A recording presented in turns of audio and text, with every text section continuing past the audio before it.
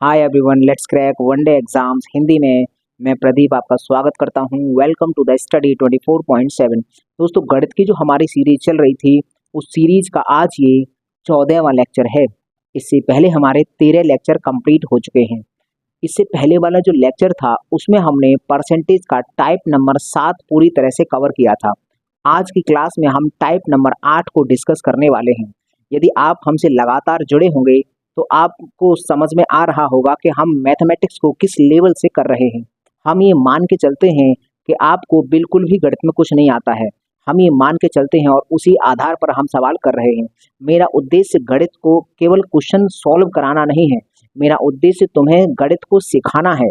मैं हर एक चीज़ को बहुत डिटेल में एक्सप्लेन करता हूँ ताकि आपको एक बेहतर अंडरस्टैंडिंग हो पाए। तो चलिए हम आज की क्लास में हम टाइप नंबर 8 डिस्कस करने वाले हैं। देखो, ये टाइप नंबर 8 हम करेंगे। इस टाइप को स्टार्ट करने से पहले मैंने एक यहाँ पर क्वेश्चन लिखा है। ये क्वेश्चन टाइप नंबर 7 का ही है। तो पहले हम इस क्वेश्चन को करेंगे और इस क्वेश्चन को करने के बाद यहाँ से एक कॉन्सेप्ट निकालेंगे और उस कॉन्सेप्ट पर आधारित आज का टाइप नंबर 8 पूरा चलेगा। इसीलिए मैं कहता हूँ कि मेरी हर एक क्लास पीछे वाली क्लास से लिंक रहती है। तो चलिए, कोई भी अगर ऐसा स्टूडेंट है जो इस पर पहली बार आ रहा है तो वो भी टेंशन ना ले। इस सवाल को मैं समझाऊंगा तो आज की क्लास का उसका बेस बन जाएगा। फिर हम आज की क्लास को आगे कंटिन्यू कर सकते हैं। तो पहले हम इस सवाल को डिस्कस करेंगे, फिर यहाँ से एक कॉन्सेप्ट निकाल कर देंगे। उसके बाद हम टाइप नंबर 8 के क्वेश्चंस को डिस्कस करेंगे। तो देखो, ये कल का ही पुराना सवाल है तो इसको हमने बनाया है। अब इस सवाल को सॉल्व करते हैं पहले, उसके बाद हम यहाँ से कॉन्सेप्ट निकालेंगे। एक बहुत ही गजब चीज़ मैं बताने वाला हूँ, बहुत ही गजब चीज़। तो पहले हम इसको सॉल्व करते हैं। देखो ये क्या है, एक आयत की लंबाई 20% बढ़ा दी जाती है, चौड़ाई 25% घटा दी जाती है। नहीं, चौड़ाई भी 25% बढ़ा दी जाती है। तो क्षेत्रफल में प्रतिशत वृद्धि पूछ रहा है। मतलब लंबाई भी बढ़ाई है, चौड़ाई भी बढ़ाई है, तो क्षेत्रफल बताओ कितने प्रतिशत बढ़ जाएगा। तो हम ये सवाल कल किए थे बहुत अच्छे से, तो हम करते हैं। चलो, अगर जिन लोगों ने किया होगा मेरे साथ तो वो इस बात को समझेंगे कि मैं यहाँ क्या कर रहा हूँ। तो देखो, हम कहेंगे सर लंबाई में 20% वृद्धि, तो एल है। एल में हमने क्या किया है, 20%, 20% की वृद्धि की है। एल में हमने 20% की वृद्धि की है। वृद्धि के लिए ये साइन लगाता हूँ मैं। तो 20% का फ्रैक्शन कितना होता है, 20% का फ्रैक्शन होता है 1/5 होता है। तो अगर शुरुआत की इनिशियल लंबाई 5 थी तो सर बाद में लंबाई 1 बढ़ जाएगी। अगर शुरुआत की लंबाई 5 थी तो बाद में 1 बढ़कर 6 हो गई होगी। अगर ये L1 थी, मैं ब्रैकेट में लिख दे रहा हूँ, तो ये L2 हो गई होगी। और चौड़ाई की बात करता है सर, चौड़ाई बी, बी में क्या परिवर्तन कर रहा है, 25% बढ़ रहा है। तो अगर हम जानते हैं सर 25% की वृद्धि यहाँ पर भी हो रही है, तो 25% का फ्रैक्शन कितना होता है, 1/4 होता है। ये मैंने पहले ही बोला था, 20% और 25% का आप याद रखो, तो इसका 1/4 होता है। अगर इनिशियल ये चौड़ाई है इसकी, अगर शुरुआत में चौड़ाई, ये देखो नीचे वाली जो होती है वो शुरुआत वाली होती है और उससे बढ़ाकर ये बाद वाली आती है। तो ये है 4। शुरुआत में अगर B1 शुरुआत में 4 था तो बाद में ये 4 से 1 बढ़ जाएगी। तो 4 से जब 1 बढ़ाएंगे तो ये 5 बन जाएगी। तो ये हो गया B2। तो हमें पता चला कि सर ये हो गया L1, ये L2, ये B1 और ये B2। इस तरह से लंबाई बढ़ी है और इस तरह से चौड़ाई बढ़ी है। तो हम जानते हैं सर क्षेत्रफल कैसे निकलता है। अगर हम बात करें यहाँ पर तो सर एरिया इसका होता क्या है, एरिया होता है L इंटू बी, इन दोनों का मल्टीप्लाई तो होता है। तो अगर L1 और B1 का मल्टीप्लाई करेंगे तो यहाँ पर एरिया निकलेगा A1, और L2 और B2 का मल्टीप्लाई करेंगे तो यहाँ एरिया निकलेगा A2। फिर हम चेक कर लेंगे सर A1 से A2 कितना कम है या फिर ज़्यादा है। कितना ज़्यादा है वो देख लेंगे, उसका परसेंटेज निकाल लेंगे। लेकिन मैंने ये कहा था कि इनका गुणा करने से पहले अगर इधर वाली संख्या से इधर वाली संख्या कुछ कटे तो काट लेते हैं। तो सर यहाँ दिख रहा है सर 5 से 5 कट रहा है। अब ये अगर काटना चाहते हैं तो सर ये भी कट सकता है 2 से। 2 से ये 2 बार कटेगा, 2 से ये 3 बार कटेगा। चलो काट लेते हैं, 2 से ये 2 बार कटेगा, 2 से ये 3 बार कटेगा। तो इधर मात्र बचा है 2 और इधर मात्र बचा है 3। यदि एरिया शुरुआत में A1, अगर शुरुआत में A1 2 था तो सर A2 कितना हो गया है, 3 हो गया है। शुरुआत का अगर क्षेत्रफल 2 था तो क्षेत्रफल अब बढ़ गया है, 1 बढ़ गया है। कितना बड़ा है सर, 2 से बढ़कर 3 हो गया है, इसका मतलब 1 बड़ा है। तो ये जो बड़ा है, ये जो बढ़ा हुआ है इसी का परसेंटेज बताओ। तो बड़े हुए का परसेंटेज बताएंगे। यहाँ बताते हैं कि सर 1 बढ़ गया है, और बढ़ा कहाँ से था, यहाँ से ही तो बढ़ा था, इनिशियल वैल्यू से ही हमेशा कंपेयर करते हैं। तो ये हम अपॉन में रखेंगे, परसेंटेज में आंसर चाहिए तो गुणा कर देंगे 100 का परसेंटेज का साइन। इसको जरा सॉल्व करेंगे तो सर हमारा कितना आएगा, 50% निकल कर आएगा, बराबर 50% निकल कर आया। तो इस सवाल का जवाब तो हुआ सर ये तो पुराना सवाल था। इस सवाल में हम क्या बताना चाहते थे, हमने अभी कहा था कि सर इसमें से हम एक कॉन्सेप्ट निकाल कर लाएंगे और उस कॉन्सेप्ट पर ये टाइप नंबर 8 पूरा चलेगा। तो हम यहाँ एक बात समझ में आया कि सर देखो, अभी तक ये लंबाई है, लंबाई में परिवर्तन इस तरह से देता है, चौड़ाई में परिवर्तन इस तरह से देगा, तो क्षेत्रफल में पूछेगा। मतलब ये क्षेत्रफल एक फॉर्मूला है, जैसे हम यहाँ लिखते हैं कि सर हमारे पास एक क्षेत्रफल का फॉर्मूला है, क्षेत्रफल का फॉर्मूला होता है लंबाई गुणा चौड़ाई, ये फॉर्मूला होता है। तो है क्या, अब हम इसको रखते कैसे हैं कि सर लंबाई L है उसको ऊपर रख लेते हैं, और यहाँ L1 और ये L2 आता है, फिर चौड़ाई B को हम नीचे रखते हैं, यहाँ B1 और B2 वैल्यू आ जाती है। फिर उसके बाद एरिया होता है इनका, यहाँ पर L इंटू बी A माना है, तो यहाँ पर A1 निकलेगा और यहाँ A2 निकलेगा। सवाल में देगा क्या, पिछली इससे पहले हमने जो टाइप नंबर 7 पढ़ाया था उसमें हमने आपको क्या बताया था, हमने ये कहा था कि हम L में प्रतिशत परिवर्तन देंगे, कितना कम या ज़्यादा कर रहे हैं ये भी हम देंगे, मतलब इसका परसेंटेज भी हम देंगे आपको, और इसका परसेंटेज भी, इसमें कमी या वृद्धि जितनी भी हम कम या ज़्यादा करेंगे ये हम दोनों परसेंटेज आपको देंगे कि सर हम लंबाई में कितना चेंज कर रहे हैं, चौड़ाई में कितना परिवर्तन कर रहे हैं, ये हम दोनों आपको दे रहे हैं। पिछले टाइप वाले में क्या था, ये हमने दोनों वैल्यू दी थी, तो फिर हमने यहाँ पर ये वाली तुमको क्वेश्चन मार्क पूछा था। ये बताइए, ये था टाइप नंबर 7। टाइप नंबर 7 में क्या था कि हमारे पास ऐसे तमाम फॉर्मूले थे। सर क्षेत्रफल का मैं अभी एक दिखा रहा हूँ, क्षेत्रफल बराबर लंबाई गुणा चौड़ाई होता है। तो लंबाई में भी हम परसेंटेज परिवर्तन दे रहे थे, चौड़ाई में भी प्रतिशत परिवर्तन दे रहे थे कि सर इतना कम या ज़्यादा कर रहे हैं, इन दोनों में परिवर्तन दे रहे थे हम, फिर इसमें पूछ रहे थे तो हम इन दोनों का परसेंटेज दे रहे थे और इसका परसेंटेज हम पूछ रहे थे। तो आज अब ये तो टाइप नंबर 7 था, अगर हम बात करें ये क्या था, T/P टाइप नंबर 7, ये तो सर टाइप नंबर 7 था जो हमने कल पढ़ा था। तो सर टाइप नंबर 8 क्या है, तो देखो अगर हम मानते हैं सर यहाँ पर L है, L को L1 और L2 हो जाएगा, यहाँ B आएगा, ये B1 और B2 हो जाएगा, और यहाँ आएगा इसका A, ये A1 और A2 होगा, इनका ये रेशियो है। अब होगा क्या, इन दोनों में से एक परसेंटेज तो आपको दे देगा। अब क्या करेगा, टाइप 8 क्या है कि इन दोनों में से, इन दोनों का गुणा करेंगे तभी तो ये आता है, तो इन दोनों में से एक का परसेंटेज आपको देगा और दूसरे का तुमको पूछेगा, ये वाला तुम्हारा क्वेश्चन मार्क कर देगा, और ये वाला भी देगा। मतलब क्या है सर, ये इस वाले टाइप में और इस वाले टाइप में अंतर क्या है, ये टाइप नंबर 8 है, हमें लिख देते हैं ये टाइप 8 है, ये टाइप 8 है जो हमें इस पर डिपेंडेंट क्वेश्चन करेंगे। पहले समझ लो, अभी यहाँ से 9 और आएगा, थोड़ा सा परिवर्तन और करके 9 टाइप निकलेगा, तो हम पहले वो भी बताएंगे 9 क्या है। पहले ये देखो, इसमें क्या था, L का प्रतिशत परिवर्तन दे दिया, B का भी प्रतिशत परिवर्तन दे दिया, तो फिर इन दोनों का मल्टीप्लाई होकर जो भी एक राशि निकल रही थी क्षेत्रफल, उसमें परिवर्तन हम पूछ रहे थे। अब हम क्या करेंगे टाइप नंबर 8 में, इन दोनों में से किसी एक का परसेंटेज हम आपको देंगे और ये फाइनल क्षेत्रफल का भी प्रतिशत परिवर्तन हम दे देंगे। फिर हम ये वाला पूछ लेंगे, मतलब इन दोनों में से मात्र एक वैल्यू देंगे और ये जो फाइनल वैल्यू है, ये वाली जो क्षेत्रफल वाली, इन दोनों का मल्टीप्लाई हो गया है, इसमें भी परिवर्तन हम आपको दे देंगे। फिर हम इनमें से कोई एक पूछ लेंगे, जैसे उदाहरण के तौर पर सवाल कैसे बनेंगे, हम कहेंगे कि एक आयत की लंबाई में 20% की वृद्धि कर दी जाती है, तो चौड़ाई में कितने प्रतिशत की वृद्धि की जाए जिससे क्षेत्रफल 40% बढ़ जाए। ऐसे सवाल आएंगे, समझ में आ गया। तो इस तरह से ये सवाल होंगे टाइप नंबर 8 में। सब टाइप नंबर 9 के अभी मैं फॉर्मूले बताऊंगा, जैसे ये क्षेत्रफल वाला एक फॉर्मूला है, इसी जैसे कुछ फॉर्मूले हैं जो 2-3 फॉर्मूले हैं हमको याद रखने हैं। ये टाइप 7 था, ये टाइप 8 है। टाइप 9 कहाँ से निकलेगा, कैसे निकलेगा, तो हम यहाँ करते हैं टाइप नंबर 9। तो यहाँ देखते हैं, यहाँ देखो L आएगा, यहाँ L1 और ये L2 हो जाएगा, यहाँ B आएगा, ये B1 और ये B2 होगा, और इनका जो मल्टीप्लाई होकर ये क्षेत्रफल यहाँ निकलेगा। तो ये A1 और A2, ये हम A1 और A2 नहीं होगा क्या, इसका परसेंटेज देगा और इसका परसेंटेज पूछेगा और इसका बोलेगा कांस्टेंट, CO नियत, चलो शॉर्टकट में लिख दें CONST, कांस्टेंट मतलब नियत।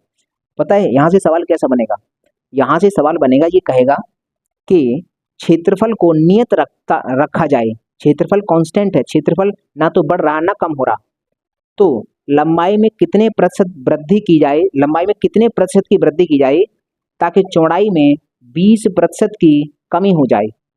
इस तरह से सवाल बनेगा, मतलब इसका परसेंटेज देगा तो ये पूछेगा, और इसका परसेंटेज देगा तो ये पूछेगा, और ये कहेगा कि ये कांस्टेंट है, ये क्षेत्रफल नियत है, क्षेत्रफल पर कोई प्रभाव ना पड़े। देखो तुम कहोगे सर ऐसे सवाल कहाँ आते हैं, ऐसे सवाल आते हैं खपत वाले में।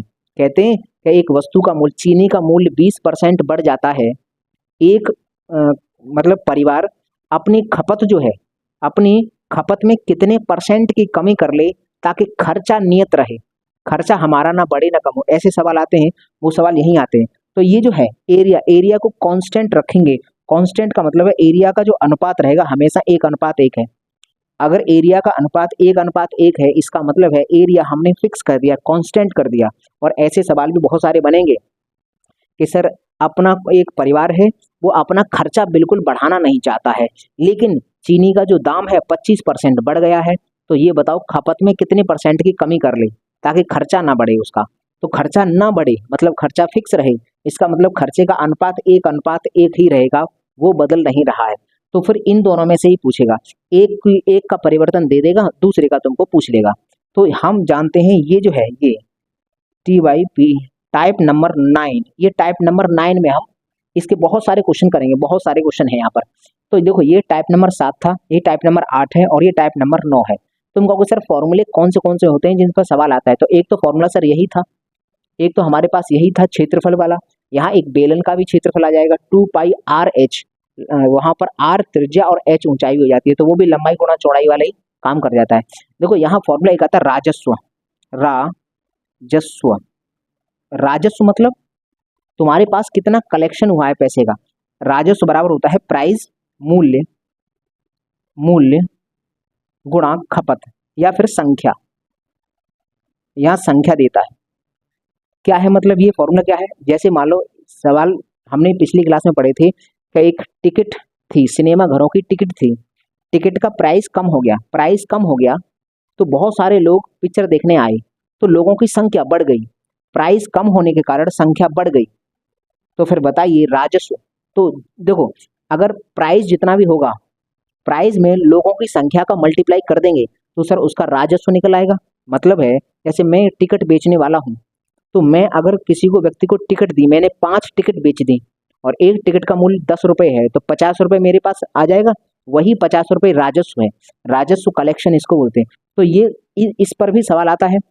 ये कैसे आता है कि एक वस्तु है उसका मूल्य इतने परसेंट बढ़ जाता है, मान लो X% बढ़ गया, जिस X% बढ़ गया, जिसके कारण उस वस्तु के खरीदने वालों की संख्या में 20% की गिरावट आ गई, तो फिर बताइए राजस्व पर क्या प्रभाव पड़ेगा। इस तरह से सवाल पूछ रहा था। तो हम ये वाला जो फॉर्मूला है सर, ये वाला फॉर्मूला सर इस वाले टाइप में भी लग सकता है, इस वाले भी टाइप में भी लग सकता है, ये इसमें भी लग सकता है सर, क्षेत्रफल वाला इसमें भी लग सकता है, ये क्षेत्रफल वाला है, तीनों में जगह काम कर सकता है।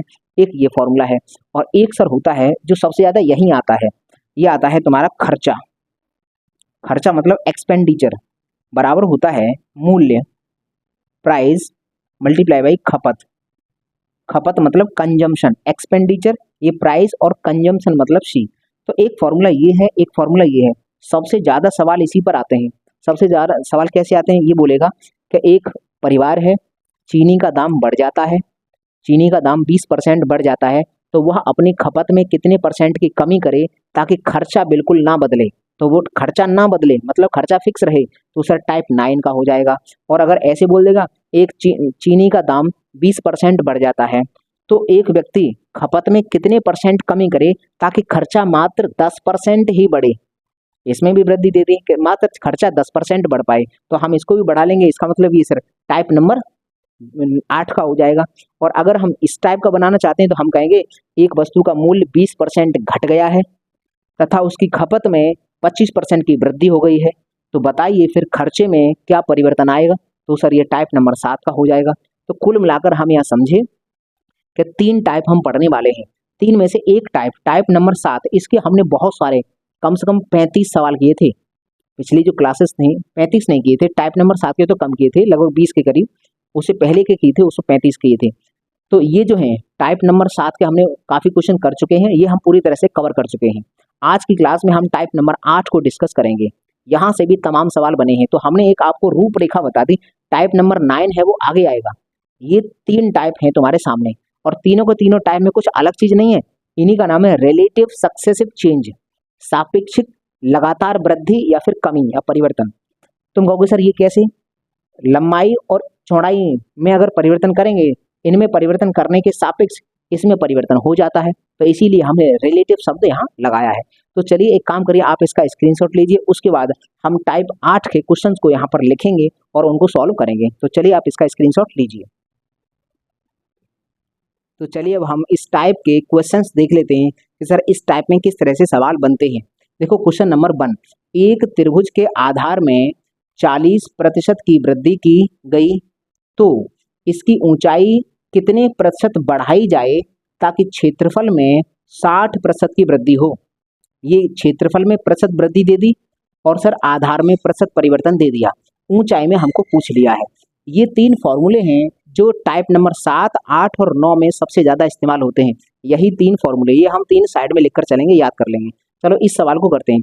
इस सवाल को करने के लिए हमारे पास क्या होना चाहिए? त्रिभुज के फॉर्मूला, त्रिभुज का जो क्षेत्रफल होता है उसका फॉर्मूला हमको याद होना चाहिए। तो त्रिभुज के क्षेत्रफल का फॉर्मूला क्या होता है? त्रिभुज का क्षेत्रफल मतलब ए बराबर होता है सर 1/2 आधार गुणा ऊंचाई, यही तो होता है फॉर्मूला। अब एक बात बताओ, इस फॉर्मूले में इस 1/2 का क्या काम करूंगा मैं? 1/2 का क्या यहाँ पर कुछ काम आएगा? तो ऐसे सवालों में जब परसेंटेज कमी या वृद्धि बताई जाती है तो सर ऐसे सवालों में फॉर्मूले की कांस्टेंट वैल्यू का कोई काम नहीं होता। सर ये तो बाद में जाके कट जाएगी, और ये क्यों कट जाती है, इसका कोई काम नहीं है। क्यों नहीं है? तो इसका जवाब मैंने इससे पहले वाली वीडियो में दिया था बहुत डिटेल में, तो अभी इसका तो कोई काम है नहीं। बस आधार में परिवर्तन देखो सर, आधार कितना है? बी में 40% की वृद्धि की गई है, तो सर 40% का भिन्न कितना होता है? 2/5। 5 थी पहले, अगर बी पहले 5 थी तो 2 बढ़ा दी गई है, तो इसका मतलब 7 हो गई होगी।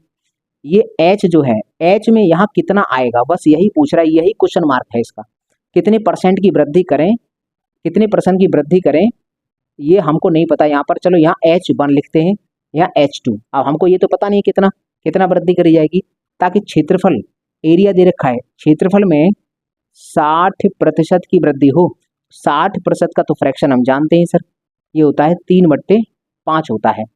तो ये 5 था पहले, क्षेत्रफल अगर 5 था तो उससे 3 बढ़कर 8 हो गया होगा। अब देखो ये भी 5 आ गया, ये भी 5 आ गया, मैं इसके ऊपर डॉट लगा लेता हूँ ताकि तुम्हें ये इस वाले 5 ये पता रहे कि ये वाला 5 कौन सा है, ये वाला 5 कौन सा है। मैं थोड़ा सा, अब तुम कहोगे सर ऐसा क्यों करते हैं कि 2 संख्याएं सेम आ गई हैं। मैं अभी यहाँ से कुछ बात बताऊंगा, फिर आप कंफ्यूज हो जाओगे सर 5 ये वाला कौन सा था, तो मैंने अभी दिखा दिया, ये वाला 5 है, ऊपर डॉट दिखा दिए। अब ये कहाँ जाएगा वो हम देखेंगे। ये वाला 5 बिना डॉट का है। अब हम एक बात जानते हैं, हम इससे पहले का जो टाइप था बहुत अच्छे से हमने किया था। हम ये जानते थे सर इन दोनों का मल्टीप्लाई, सर बी और एच का गुणा करते हैं तभी तो ए आता है।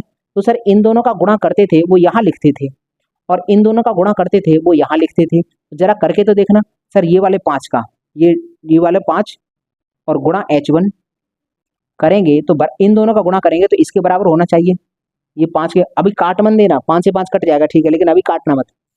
और सर इन दोनों का गुणा करेंगे तो 8 इसके बराबर होगा। इसका मतलब 7 गुणा H2 करेंगे तो ये 8 के बराबर होगा। अब हम एक काम करते हैं सर, इस वाले समीकरण का भाग लगा देते हैं। अगर भाग लगाएंगे तो क्या बनेगा? H1/H2, ये वाला 5 इधर भेजेंगे और ये वाला 7 उधर भेजेंगे, तो सर यहाँ से H1/H2 निकल कर आएगा। ये जो 5 है इसके साथ देखो ये 7 भाग में है, इधर आके गुणा हो जाएगा, 5 गुणा 7 ये हो जाएगा। अब ये वाला जो 5 है, डॉट वाला 5, ये कहाँ जाएगा? नीचे चले जाएगा, 8 के साथ गुणा हो जाएगा। तो 8 गुणा 5 कौन सा वाला है? डॉट वाला। अब हमें ये पता चलेगा ये वाला 5 कौन सा है? ये वाला है। और सर ये वाला 5 कौन सा है? वो ये वाला है। तो हमें पता चला सर H1 का मान कितना आया? 5 गुणा 7, ये वाला 5 और गुणा 7, इन दोनों का गुणा हो गया। इसका मतलब सर ये है H1 की वैल्यू निकालेंगे तो सर 7 का गुणा यहाँ लाके हमने कर दिया है, 7 का गुणा हमने यहाँ लाके कर दिया है। 7 का गुणा यहाँ करेंगे सर, 7 का गुणा इस वाले 5 के साथ होगा तो H1 का मान है। और सर इस वाले 5 का, ये डॉट वाला 5 इसका 8 में गुणा हुआ है, डॉट वाले 5 का 8 में गुणा हुआ है, वो H2 का मान है। मतलब ये वाला आके इधर गुणा हो गया है। तो हमें समझ में आया कि सर H1 का मान पता है क्या होगा? H1 का मान होगा, इस 7 को इधर लाके गुणा कर देंगे, जो भी वैल्यू आएगी वो H1 की होगी। और H2 का मान क्या होगा? इस 5 को इधर लाके गुणा कर देंगे, जो भी वैल्यू आएगी वो H2 की वैल्यू होगी। अब आज के बाद हम क्या करेंगे, ये हम कभी नहीं दिखाएंगे आपको, हम डायरेक्ट यही करेंगे, H1 और H2 लिखेंगे, क्रॉस गुणा करके इसका यहाँ गुणा कर लेंगे, इसका यहाँ गुणा कर लेंगे, इसका यहाँ गुणा कर लेंगे, तो जो भी वैल्यू आएगी वो H1 की होगी, और इसका यहाँ गुणा कर लेंगे, जो भी वैल्यू आएगी वो H2 की होगी। तो हमें इसको बताने के लिए कि ये क्रॉस गुणा करने के बाद इसकी वैल्यू ये और इसकी वैल्यू ये हो जाती है, इसलिए ये हमने दिखाया। आखिरकार क्यों ऐसा होता है, क्रॉस गुणा करके यहाँ क्यों लाते हैं, तो उसके जवाब है ये।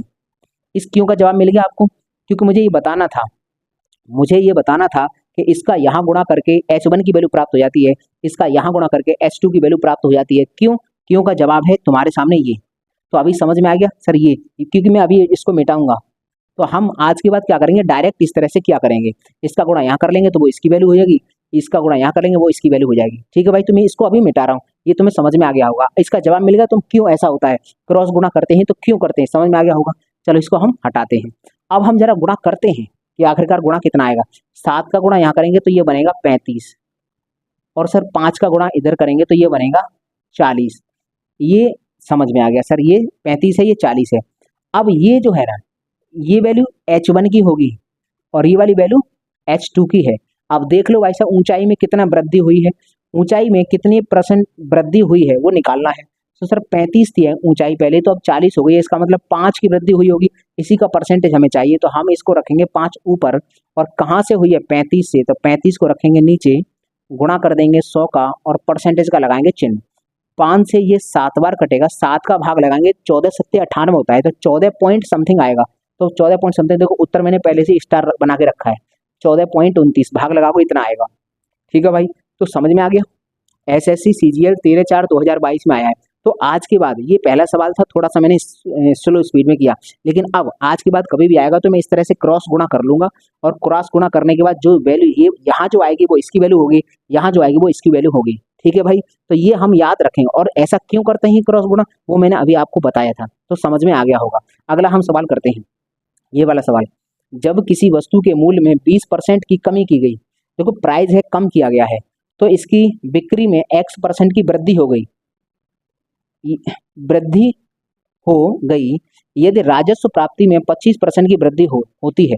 अच्छा, राजस्व प्राप्ति दे दी और आपको मूल्य में वृद्धि दे दी, बस बिक्री में पूछ लिया। तो हम जानते हैं ना सर, बिक्री बराबर क्या होता है।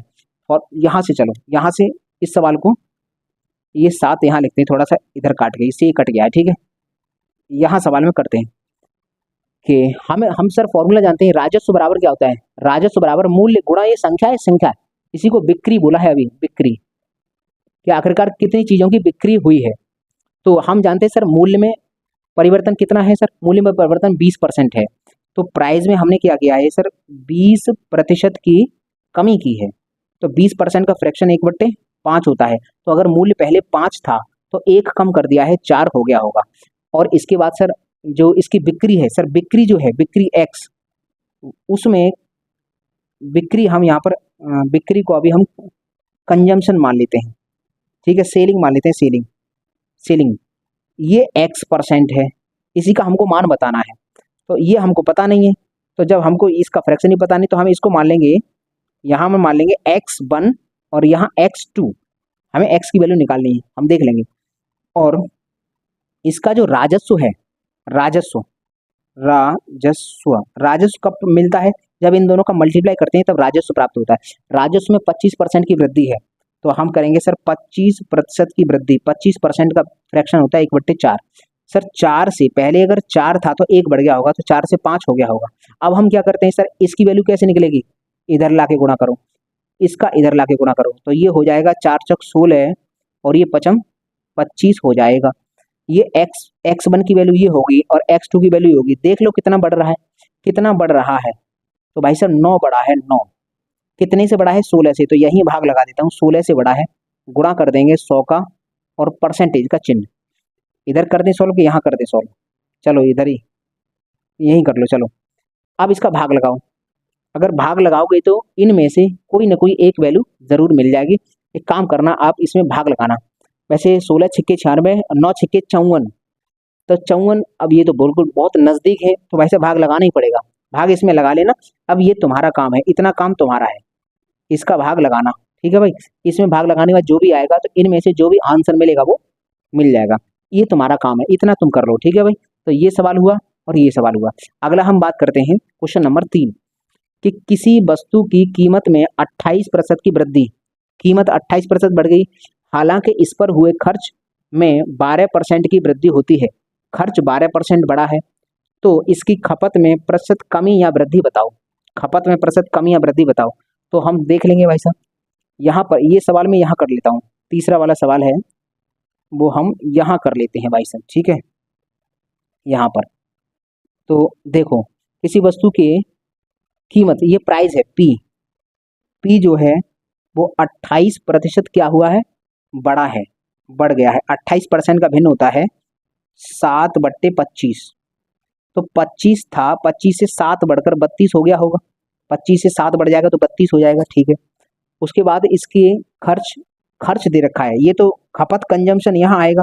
कंजन जो कंजम्पशन होता है उसमें चेंज पूछ रहा है, इसमें पूछ रहा है, यही तो पूछा है।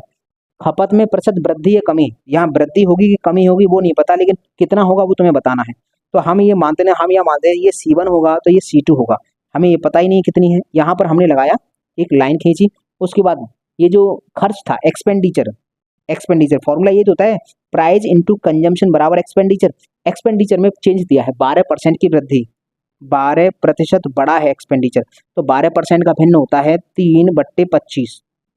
4 से काटा, 4 3 12, 4 से 25 बार कटा, तो अगर ये 25 था तो उससे बढ़ गया है 3, तो ये 28 हो गया होगा। अब एक काम करो, इसका गुणा होगा इधर आके और इसका गुणा होगा ये इधर आके। तो एक बार बताओ, यही तो देखना, इस 25 का गुणा यहाँ होगा और इस 32 का गुणा यहाँ होगा, तो इधर 25 आएगा, 25 से 25 कट नहीं जाएगा, ये वाला 25। चलो एक स्टेप दिखा दो, ये इधर आएगा तो गुणा यहाँ पर 25 हो जाएगा। ठीक है भाई, ये इधर आएगा तो गुणा यहाँ पर 32 हो जाएगा। तो सर ये 25 से 25 कट जाएगा क्योंकि ये अनुपाती तो है। अब हम इसको भी काट सकते हैं 4 से, 4 से ये 8 बार कटा, 4 से ये 7 बार कटा, तो अनुपात जो निकला, जो भी रेशियो निकला, C1 की वैल्यू ये है और C2 की वैल्यू ये 7 है। तो अब यहाँ से देखो 8 से 1 कम हुआ है, 1 कम हुआ है, कहाँ से, 8 से कम हुआ है, तो 1/8 12.5 तो होता ही है। और देखो कमी है तो 12.5% की कमी आएगी, कितने परसेंट, 12.5% की कमी है। तो इसका हम जानते हैं सर सॉल्व करके 12.5% कमी, 12.5% कमी हो गया। क्वेश्चन नंबर 4 देखो, क्वेश्चन नंबर 4 पता क्या है, दोनों ये वाला जो क्वेश्चन है, ये क्वेश्चन और ये क्वेश्चन बिल्कुल सेम है, लेकिन सर ये क्वेश्चन एसएससी सीजीएल मेंस के पेपर में पूछा गया था और एसएससी सीजीएल से 10/8/2021 में ये सवाल पूछा गया था। इसका मतलब सर ये जो सवाल आया था तो यहीं से उठाकर कट पेस्ट किया था, यहाँ से उठाकर कट पेस्ट कर दिया था। दोनों सवाल हैं, दोनों बिल्कुल सेम है। देखो 20%, 20%, X%, X%, 25%, 25, सवाल बिल्कुल सेम है, तो उत्तर भी बिल्कुल सेम होगा। तो इस सवाल का जवाब जो भी होगा, इसमें और इसमें जो भी कॉमन होगा वही आंसर है। कॉमन देखो 56-25 मिल रहा है, 56-25, और तो कोई कॉमन नहीं है। तो ये तुम्हारा काम है निकालना, 56-25 आएगा कि क्या आएगा, ये सॉल्व करना है। ठीक है भाई, इसको सॉल्व करना और अपना उत्तर निकालना। मुझे उम्मीद है कि तुम्हें समझ में आया होगा। अगर समझने में थोड़ी सी भी दिक्कत हुई हो तो इस वीडियो को थोड़ा सा दोबारा से देख सकते हो। ठीक है भाई, और अगर तुम्हें अच्छे से समझ में आ रहा है, तुम कहोगे सर टाइम वेस्ट हो रहा है, तो वीडियो को स्पीड बढ़ाकर देख लो, ऐसा काम हो सकता है। तो चलिए आप इसका स्क्रीनशॉट लीजिए, उसके बाद हम आगे के सवाल डिस्कस करते हैं। चलिए तो इन सवालों को भी देख लेते हैं। देखो यहाँ पर क्वेश्चन नंबर है 5, यदि किसी वर्ग के क्षेत्रफल में 19% की कमी हुई तो वर्ग के विकर्ण में कमी का प्रतिशत ज्ञात करो। देखो क्षेत्रफल में कमी दी है, विकर्ण में कमी पूछ रहा है। विकर्ण जो होता है, विकर्ण का फॉर्मूला क्या होता है, देखो वर्ग का विकर्ण होता है, विकर्ण D बराबर √2 इंटू A। तो विकर्ण जो होता है वो विकर्ण बराबर √2 इंटू भुजा होता है। सर ये तो एक कांस्टेंट वैल्यू है, तो इसका तो कोई प्रभाव नहीं पड़ेगा, इसका तो कोई प्रभाव नहीं पड़ेगा। इसका मतलब ये है सर, जो डायगोनल है, डायगोनल वो सर भुजा के समानुपाती हो जाता है, क्योंकि ये कांस्टेंट है, इसका कोई महत्व निकलेगा नहीं। पिछली क्लास में हम जाकर देख सकते हैं, टाइप नंबर 7 मैंने वहाँ बताया था, ये कांस्टेंट वैल्यू का कोई प्रभाव नहीं पड़ता है। तो सर इसका मतलब ये है कि सर डायगोनल में जितना भी प्रतिशत परिवर्तन होगा उतना ही परिवर्तन उसकी भुजा में होगा। इसका मतलब भुजा में जितना परिवर्तन होगा उतना ही परिवर्तन डायगोनल, तो डायगोनल और भुजा, क्योंकि डायगोनल बराबर भुजा के हो जाता है इस कांस्टेंट वैल्यू को हटाएंगे तो हम कह सकते हैं कि सर विकर्ण में उतना ही परिवर्तन होगा जितना कि सर भुजा में परिवर्तन होगा। तो हम भुजा में परिवर्तन निकाल सकते हैं। हम जानते हैं कि सर अगर भुजा है, इसकी जो भुजा ए है, ए, तो हम कहते हैं कि सर यहाँ A1 होगा, यहाँ A2 हो जाएगा। फिर उसके बाद इसका जो क्षेत्रफल निकालेंगे, यहाँ पर आएगा क्षेत्रफल। तो क्षेत्रफल में क्या दिया है, 19% की कमी है। एक बात बताओ, 19 यहाँ लिखते हैं, रुको थोड़ा सा। हम जानते हैं सर भुजा की बात करते हैं सर, भुजा की, तो भुजा जो होगी, इसकी जो भुजा होगी ए, उसको हम जानते हैं कि सर ये A1 होगा और ये A2 हो जाएगी भुजा, और यहाँ पर इसका क्षेत्रफल होगा, क्योंकि सर भुजा का 2 बार गुणा कर देते हैं तो क्षेत्रफल आ जाता है। तो सर इसका मतलब ये है कि क्षेत्रफल के लिए भुजा एक बार और लिखनी पड़ेगी, सेम वही भुजा 2 बार लिखनी पड़ेगी। क्यों? क्योंकि भुजा का स्क्वायर होता है क्षेत्रफल। यहाँ से बात करते हैं सर क्षेत्रफल में 19% की कमी है, तो इसका मतलब 19% की कमी है, तो 100 में से 19 घटाएंगे तो बचेगा 81/100, ये फ्रैक्शन निकला। सर इसका मतलब ये है 19%, चलो पहले फ्रैक्शन निकालते हैं। फ्रैक्शन 19% की कमी है तो 19/100 ये फ्रैक्शन होगा, और ये कमी हो रही है। तो हम अगर इनिशियल क्षेत्रफल उसका 100 था तो बाद में 19 घटकर 81 हो जाएगा। अब हम ये जानते हैं सर इन दोनों का गुणा करेंगे तो शुरुआत का जो स्क्वायर होगा उसका क्षेत्रफल आएगा ये, इन दोनों का जब गुणा करेंगे तो सर बाद का क्षेत्रफल होगा उसका ये आ जाएगा, उसका क्षेत्रफल, ये शुरुआत का क्षेत्रफल है, ये बाद का क्षेत्रफल है। सर क्षेत्रफल में कमी हो रही है, तो पहले 100 था तो अब 81 हो गया है। हम जानते हैं सर A1 और A1 इसका गुणा करेंगे, इन दोनों का गुणा करेंगे तो 100 के बराबर होगा। तो सर A1 का A1 से गुणा करेंगे तो A स्क्वायर हो जाएगा। हम यहाँ से लिख सकते हैं A1 गुणा A1 बराबर ये 100 है, और ये A2 गुणा A2 गुणा A2 बराबर ये 81 है। तो देखा जाए तो सर A1 का स्क्वायर है, ये स्क्वायर इधर जाएगा तो स्क्वायर रूट बनेगा, तो A1 की वैल्यू निकल आएगी 10। चलो तुम्हें दिखा देते हैं, यहाँ आ जाएगा A1 का स्क्वायर बराबर 100, यहाँ से A1 की वैल्यू आ जाएगी, ये स्क्वायर है दूसरे पक्ष में जाता है, स्क्वायर रूट बनता है, तो 10 का इसका स्क्वायर रूट कितना होता है, 100 का 10 आ जाता है, तो A1 का मान निकल आया 10। इसी प्रकार से सर हम A2 का मान निकाल सकते हैं। A2 गुणा A2 बराबर कितना आएगा, 81, क्योंकि इन दोनों का गुणा इसके बराबर आएगा 81। तो ये A2 का स्क्वायर बराबर 81 है। स्क्वायर जब दूसरे पक्ष में जाता है तो स्क्वायर रूट बनता है, तो A2 की वैल्यू कितनी निकलेगी, 9। तो भुजा पहले 10 थी, अब हो चुकी है 9। तो भुजा में कितनी कमी आई है, भुजा में कितनी कमी आई है, इसी कमी को देख लो। भुजा में जितने भी परसेंट कमी होगी उतने ही परसेंट डायगोनल में कमी हो जाएगी। तो हम यहाँ से निकालते, अब देखो इतना काम करना पड़ेगा क्या, ये मैंने तुम्हें दिखाया है कि सर इतना हम काम कर सकते हैं, लेकिन हम यहाँ से डायरेक्ट काम करेंगे, क्योंकि A1 का गुणा A1 से करेंगे तो A1 का स्क्वायर बराबर 100 हो जाएगा, A2 का गुणा A2 से करेंगे A2 का स्क्वायर बराबर 81 हो जाएगा। तो डायरेक्ट हम क्या करते हैं सर, भुजाओं का अनुपात निकालने के लिए इन दोनों का स्क्वायर रूट ले लेते हैं। हम इसको नहीं करते, इसको हम हटाते हैं यहाँ से, हम इसको दिखा नहीं रहे, हमने ये करके क्यों दिखाया है, ताकि सर देखो बाद में जाके इसका स्क्वायर रूट लेना पड़ेगा। 100 का स्क्वायर रूट लेंगे तो A1 की वैल्यू निकलेगी, और 81 का स्क्वायर रूट लेंगे तो A2 की वैल्यू निकलेगी। तो सर डायरेक्ट निकाल लेंगे हम यहाँ से। तो हम ये मैंने दिखाया है कि स्क्वायर रूट लिया जाता है, क्यों लिया जाता है। अब इस क्यों का जवाब हमने दे दिया, इसमें हमने आपको क्यों का जवाब दे दिया है। अब हम देखते हैं सर इसका स्क्वायर रूट निकालेंगे तो ये 10 होगा, इसका स्क्वायर रूट निकालेंगे तो 9 हो जाएगा। इसका मतलब A1 की वैल्यू हो जाएगी 10 और A2 की वैल्यू हो जाएगी 9। पहले अगर इसकी भुजा 10 थी तो अब 9 हो चुकी है। कितना कम हो गई है सर, 1 कम हुई है। कहाँ से, 10 से कम हुई है, तो 10 से कम हुई है तो गुणा कर देंगे 100 का परसेंटेज का चिन्ह, तो 10% की कमी आएगी। भुजा में 10% की कमी हो गई, और जितनी कमी भुजा में होती है उतनी ही कमी डायगोनल में होगी, तो हम कहेंगे सर 10% की कमी। आंसर सी ऑप्शन है। ये SSC CPO 23/11/2020 में आया है।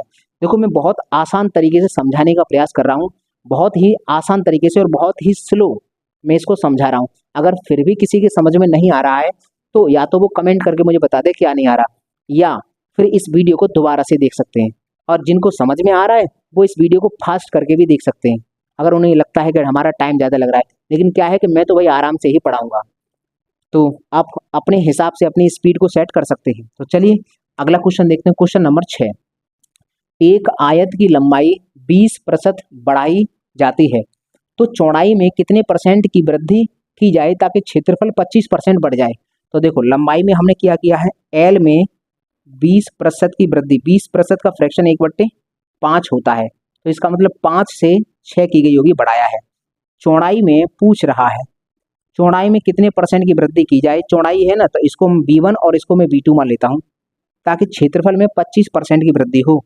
जो एरिया है वो 25% बढ़ जाए। तो 25 का फ्रैक्शन कितना होता है, 1/4 होता है, इसका मतलब 4 से 5 हो जाए।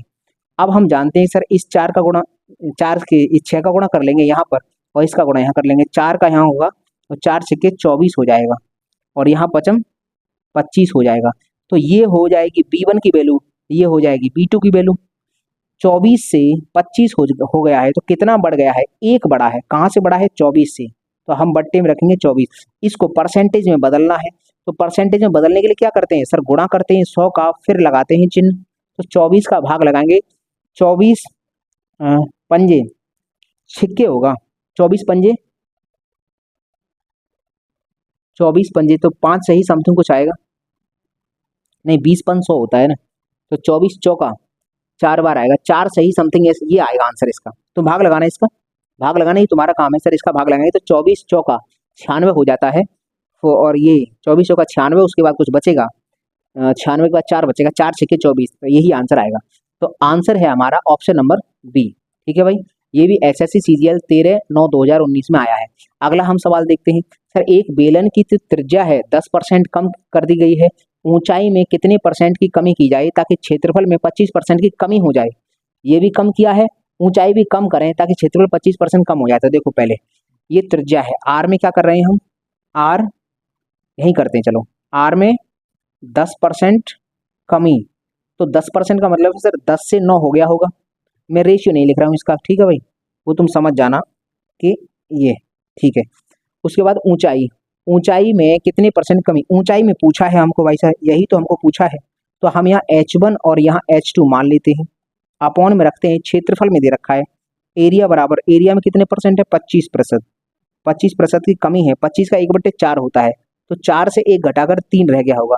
तो सर इसका गुणा हम यहाँ लाके करेंगे और इसका गुणा हम यहाँ लाके करेंगे, तो 9 चक 36 हो जाएगा ये, और 10 तिया 30 हो जाएगा। यहाँ से हम देख सकते हैं सर कितना कम है, कितना कम है, तो सर 6 कम है, तो हम कहेंगे सर 6 कम है, कहाँ से, 36 से, तो हम कहेंगे सर 6 कम है। तो हम यहाँ से बोल सकते हैं कि सर ये 6 कम है, कम किससे है, 36 से है। तो 1/6 आ गया ना, 1/6 का 16 से ही 2/3% होता है, ये वाला आंसर आएगा। गुणा कर देंगे 100 का, परसेंटेज का चिन्ह, 6 से कटेगा, ये 6 बार 6 का भाग लगाएंगे तो यही हमारा आंसर आएगा। SSC MTS 15/5/2023 के एग्जाम में पूछा गया सवाल है। टाइप ये है क्वेश्चन नंबर 8। एक घन का क्षेत्रफल 44% बढ़ाने के लिए उसकी भुजा में कितने प्रतिशत की वृद्धि की जाएगी। अच्छा, घन का जो क्षेत्रफल है 44% बढ़ाना चाहते हैं, तो एक बात बताओ, घन का क्षेत्रफल का फॉर्मूला क्या है, 6a² होता है, तो 6 का तो कोई काम नहीं आएगा इसमें, परसेंटेज चेंज या वृद्धि होती है, वो कांस्टेंट वैल्यू है, इसका मतलब a², भुजा स्क्वायर, तो भुजा का 2 बार ही तो गुणा करते हैं, इसका मतलब ये है कि सर a1 और यहाँ a2 आएगा, फिर a1 और ये a2 आएगा, और यहाँ पर ये क्षेत्रफल आएगा, ये भुजा हो गई, भुजा में परिवर्तन, 2 बार गुणा करते हैं तभी तो क्षेत्रफल आता है। और यहाँ पर जो है घन का टोटल क्षेत्रफल, ये जो एरिया था इसमें 44% की वृद्धि है, तो अगर पहले 100 था तो 44% बढ़ा के 144 हो गया होगा। हमने जब ये अभी तुम्हें बताया है, ये वाला डायरेक्ट इस तरह से होता है, स्क्वायर रूट ले लेते हैं, एक ही वैल्यू आ जाती है, तो सर इसका स्क्वायर रूट लेंगे तो इसका स्क्वायर रूट लेंगे, इसका भी स्क्वायर रूट लेंगे, तो a1 की वैल्यू 10 हो जाएगी और a2 की वैल्यू 12 हो जाएगी, तो 10 से 12 हो गया। देख लो भाई साहब, 2 बड़ा है, 2 बड़ा है, कहाँ से, 10 से बड़ा है, गुणा कर देंगे 100 का, परसेंटेज का चिन्ह, तो 20% आंसर आ गया। आंसर आएगा B option. Railway NTPC exam 2021 के पेपर में पूछा गया सवाल है। तो देखो ये हुआ हमारा टाइप 8। टाइप 8 के हम 8 क्वेश्चन हम कर चुके हैं। इतने ही करेंगे आराम से, और इससे संबंधित इतने हमको एग्जाम में मिले थे तो हमें तुम्हारे सामने कर दिए। देखो ये क्वेश्चन है ना, इनको ढूंढने में बहुत मेहनत मुझे लगती है। पहले मैं क्या करता हूँ कि पहले हमारे पास देखो ये मेरी रफ है, ये एक मेरी रफ है। इस रफ पर मैं क्या करता हूँ, इस रफ पर ये मैं एग्जाम प्रीवियस ईयर पेपर उठाता हूँ, उसमें से परसेंटेज के ये वाला जो टाइप में पढ़ा रहा हूँ ये क्वेश्चन ढूंढता हूँ। उसके बाद फिर इस पर लिखता हूँ मैं, ये क्वेश्चन लिखे हैं, ये मेरे क्वेश्चन इस पर लिखे हुए हैं। तो इन्हें क्वेश्चन को लिखने के बाद फिर मैं यहाँ पर लिखता हूँ, फिर तुम्हें समझाता हूँ, तो मेरी मेहनत 3-4 गुनी हो जाती है। तो कुल मिलाकर मैं इतनी बेशक मेहनत कर रहा हूँ और पढ़ा रहा हूँ मैं एकदम आसान तरीके से, और बहुत स्लो, एकदम फास्ट नहीं पढ़ा रहा, आसान तरीके से पढ़ा रहा हूँ। मुझे उम्मीद है कि यहाँ पर अगर कक्षा 5 का भी कोई छात्र होगा तो उसे भी उतना ही समझ में आएगा जितना एक अच्छे खासे ग्रेजुएशन करने वाले छात्र को समझ में आता है, क्योंकि मैं उस लेवल से ही पढ़ाता हूँ। समझ में, मुझे उम्मीद है कि तुम्हें समझ में आ रहा होगा। तो चलिए आज का ये जो टाइप है, टाइप नंबर 8 यहीं पर समाप्त होता है। तो चलिए अब मुझे दीजिए इजाजत, मैं मिलूंगा आपको अगली वीडियो में। तब तक के लिए नमस्कार दोस्तों।